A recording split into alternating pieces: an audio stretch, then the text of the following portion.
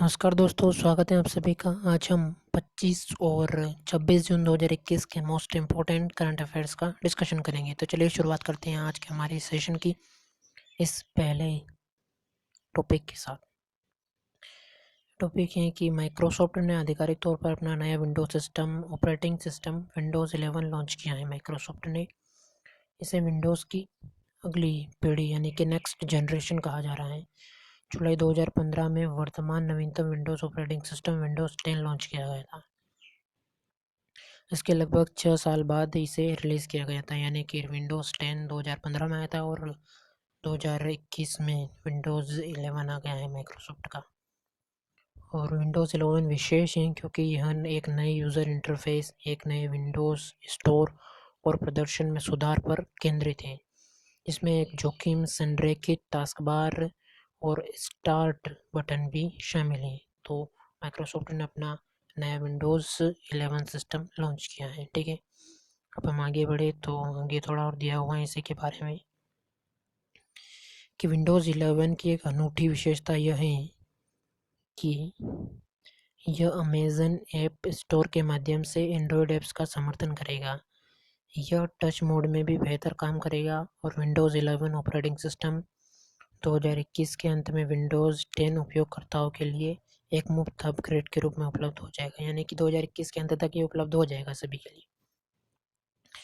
जब तक कि उपयोगकर्ताओं के पास एक संगत पीसी है जो माइक्रोसॉफ्ट के एक नए ऑपरेटिंग सिस्टम की आवश्यकताओं को पूरा करता है, विंडोज़ 11 ओएस उन पीसी पर काम करेगा जिनमें 2 या 2 से अधिक कोर वाले प्रोसेसर और 1 गीगाहर्ट्ज़ या उससे अधिक की घड़ी की गति है। इंटेल की छठी और सातवीं पीढ़ी के प्रोसेसर वाले पीसी 11 का उपयोग करने के योग्य है। ठीक है, तो ये अमेज़न के ऐप स्टोर से भी एंड्रॉयड ऐप्स का समर्थन करेगा। विंडोज़ 10 वालों के लिए ये अपग्रेड हो जाएगा 2021 के अंत तक और उन्हीं पीसी पर यह काम करेगा जो कोर प्रोसेसर वाले और 1 गीगाहर्ट्ज़ या उससे अधिक की घड़ी की गति वाले होते हैं।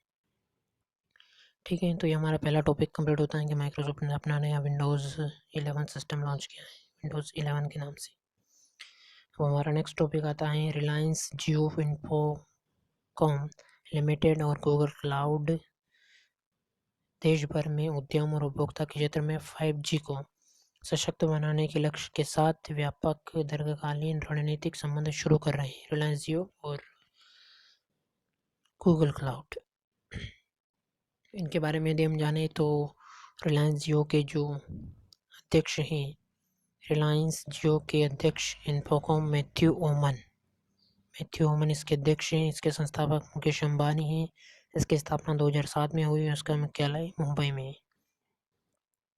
जबकि गूगल के सीईओ हैं सुंदर पिचाई। इसकी स्थापना 4 सितंबर 1998 को हुई। इसका मुख्यालय संयुक्त राज्य अमेरिका के कैलिफोर्निया में है और इसके संस्थापक लेरी पेज और सर्गी ब्रिन हैं। ठीक है, तो ये हमारा टॉपिक कंप्लीट होता है रिलायंस जियो इन्फोकॉम लिमिटेड और गूगल क्लाउड के बारे में।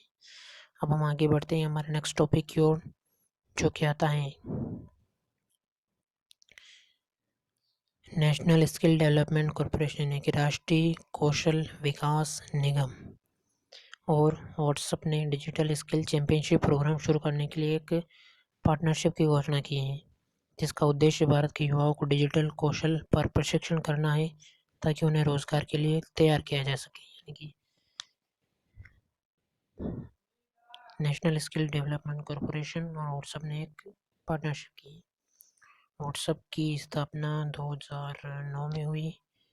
इसके सीईओ हैं बिल कैथकार्ट, जो कि मार्च 2019 में बने थे। इसका मुख्यालय मेनलो पार्क कैलिफोर्निया में, जो कि यूएसए में आता है। और फेसबुक द्वारा इसे अधिग्रहण किया गया था व्हाट्सएप को 19 फरवरी 2014 को। इसके संस्थापक जॉन कॉम हैं और ब्रायन एक्टन, ये दोनों इसके संस्थापक रहे हैं। और इसका जो मुख्य संगठक है वो है फेसबुक।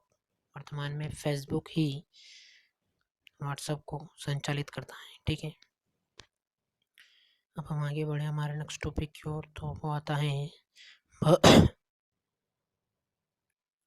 भारत और भूटान ने संयुक्त रूप से टैक्स इंस्पेक्टर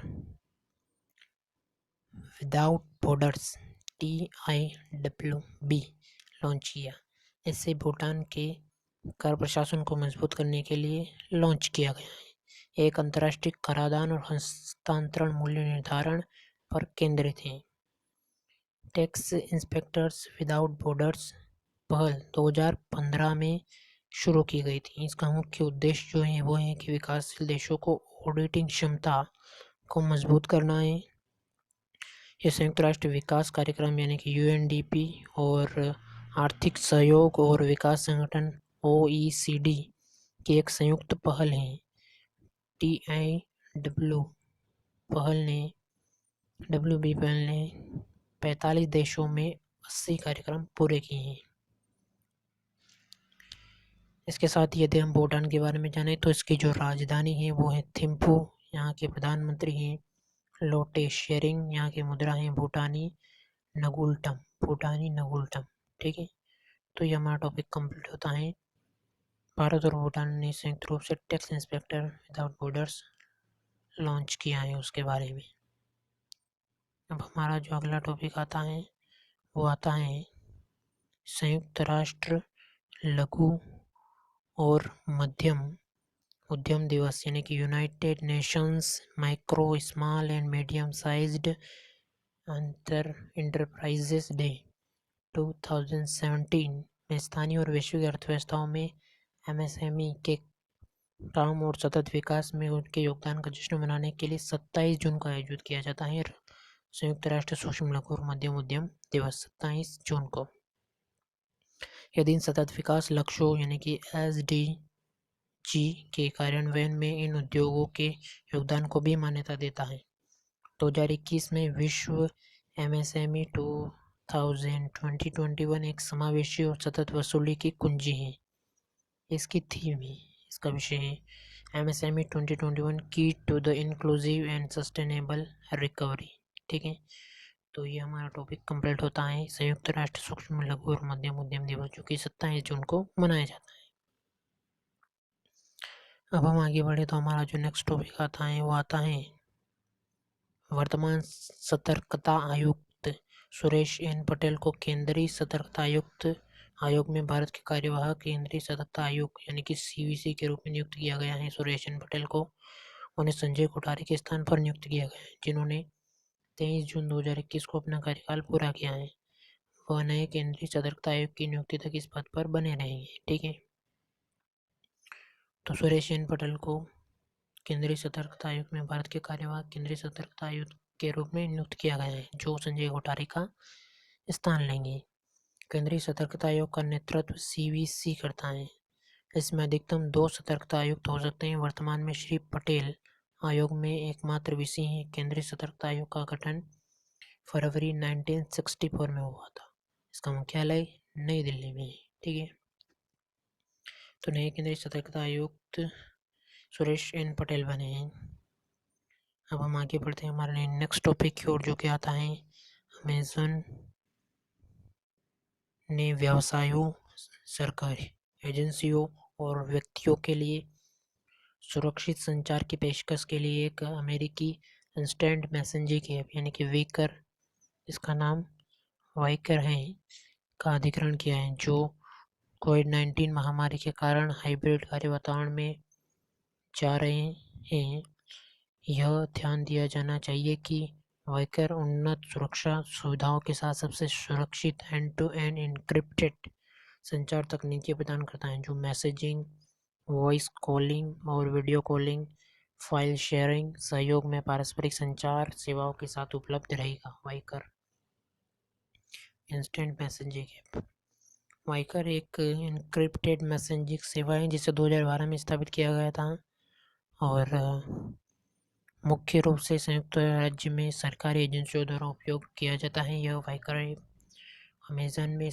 अमेज़न के बारे में यदि हम जाने तो इसके CEO हैं जेफ बेजोस, जो कि 1996 से 5 जुलाई 2021 तक रहेंगे। और 5 जुलाई 1994 को अमेज़न की स्थापना हुई थी। ठीक है, तो अमेज़न ने वॉइकर ऐप, इंस्टेंट मैसेजिंग ऐप का अधिग्रहण किया है। ठीक है, हमारा नेक्स्ट टॉपिक आता है क्रिस्टियानो रोनाल्डो के बारे में।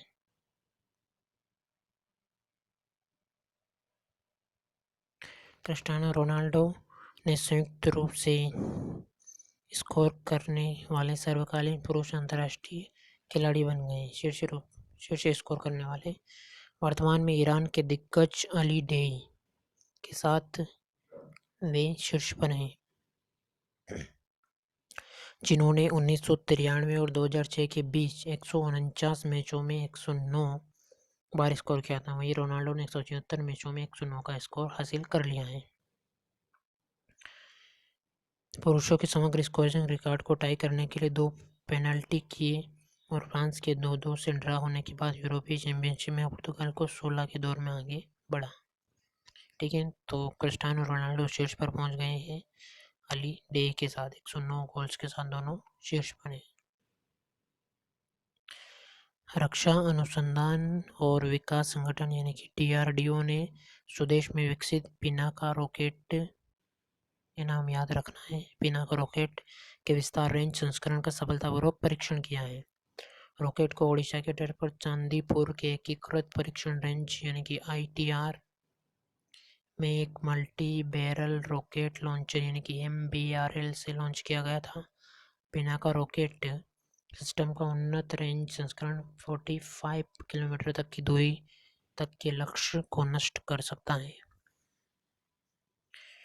25 उन्नत पिनाका रॉकेट रेंज लक्ष्यों के खिलाफ त्वरित उत्तराधिकार में लॉन्च किए गए थे।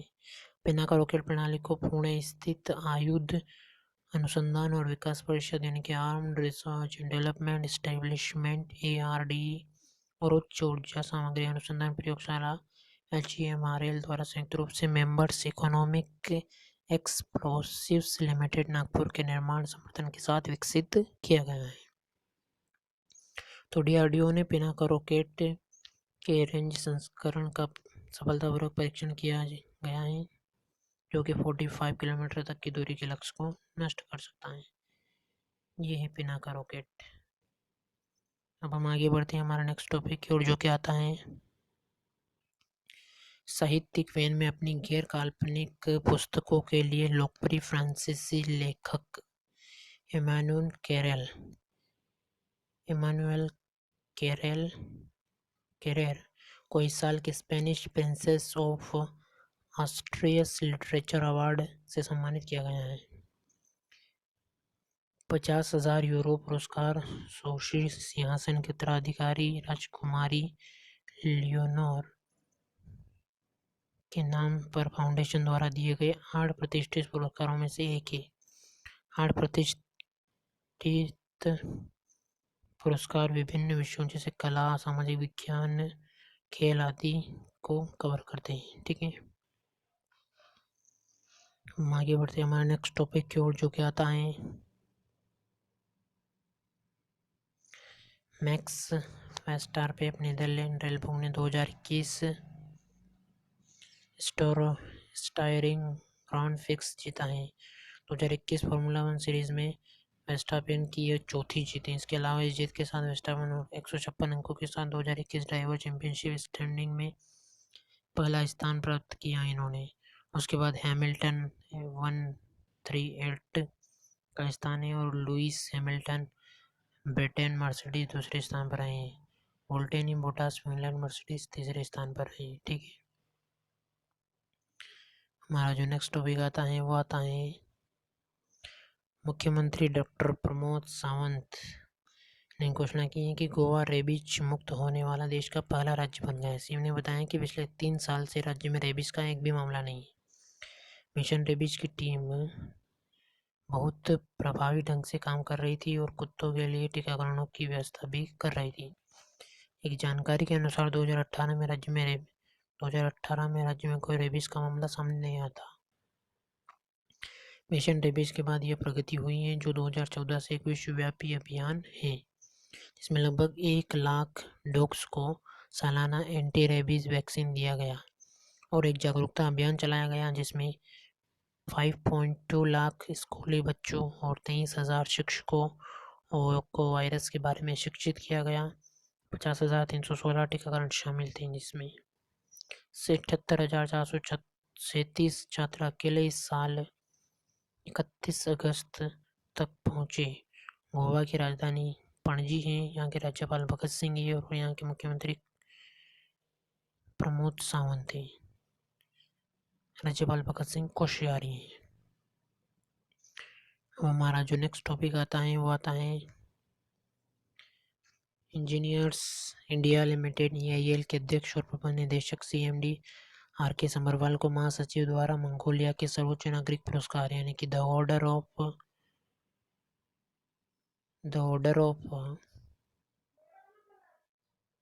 पोलर स्टार से सम्मानित किया गया है। मंगोलिया के राष्ट्रपति मंगोलिया में पहली बार तेल रिफाइनरी की स्थापना में उनके द्वारा किए गए उत्कृष्ट योगदान को मान्यता देते हैं। मंगोलिया सरकार की ओर से यह पुरस्कार मंगोलिया के दूतावास में आयोजित एक समारोह में दिया गया। भारत के लिए मंगोलिया के राजदूत महामहिम गोचिन गनबोल्ड द्वारा यह पुरस्कार प्रदान किया गया है RK समरवाल को। अब हम आगे बढ़ते हैं हमारे नेक्स्ट टॉपिक की ओर। इस पुरस्कार के बारे में यदि हम थोड़ा जाने तो order of polar star Mongolia के राष्ट्रपति द्वारा दिया जाने वाला सबसे वांछनीय और प्रतिष्ठित पुरस्कार है जो अत्यधिक मूल्यवान और प्रतिष्ठित है। यह उन व्यक्तियों को मान्यता देता है जो मंगोलिया की समृद्धि के लिए अपनी उत्कृष्ट कड़ी मेहनत, बुद्धि और ईमानदारी के साथ एक अमूल्य योगदान दिया है। अन्य राष्ट्रों के साथ उनकी मित्रता, साथ ही कला, संस्कृति और विज्ञान मानवता के क्षेत्र में उत्कृष्ट योगदान के लिए यह पुरस्कार है मंगोलिया की यह पुरस्कार दिया जाता है। यदि मंगोलिया की राजधानी की बात करें तो वह उलानबातर मुद्रा यहाँ की मंगोलियन तागरोक और राष्ट्रपति खनाव खुरेल सुख है। अब हम आगे बढ़े हमारे नेक्स्ट टॉपिक की ओर, हमारे आखिरी टॉपिक की ओर। आज के आखिरी टॉपिक ये तो वो कुछ इस प्रकार है कि पत्रकार सुदीप मिश्रा की किताब fiercely female the Dutee Chand story में लिंग पहचान विवाद के विस्तृत वर्णन के साथ दूती चंद की यात्रा का वर्णन है जिसने उन्हें भारतीय खेल में एक प्रतिष्ठित व्यक्ति बना दिया। यह पुस्तक वेस्टलैंड बुक्स द्वारा प्रकाशित की गई है। भारत की खुले तौर पर समलैंगिक एथलीट दूती चंद ने 2019 में इतिहास रचा जब वह नेपल्स में वर्ल्ड यूनिवर्सियाड में 100 मीटर की स्पर्धा में स्वर्ण जीतने वाली पहली भारतीय बनी। ओडिशा के एक छोटे से गांव से आने वाली दूती चंद ने महिलाओं की 100 मीटर में राष्ट्रीय रिकॉर्ड बनाया और ओलंपिक में महिलाओं की 100 मीटर में भाग लेने वाली केवल 5वीं भारतीय हैं जब उन्होंने 2016 के रियो ओलंपिक के लिए क्वालिफाई किया था। तो पत्रकार सुदीप मिश्रा की किताब fiercely female the Dutee Chand story में लिंग पहचान विवाद के वर्णन के साथ इस यात्रा का वर्णन किया गया है। यानी कि पत्रकार सुदीप मिश्रा ने fearlessly female the Dutee Chand story नाम से एक किताब लॉन्च की है। ये है वह किताब, ठीक है। तो ये हमारा 25 और 26 जून 2021 के मोस्ट इम्पोर्टेंट करंट अफेयर्स का वीडियो कंप्लीट होता है। धन्यवाद, शुक्रिया।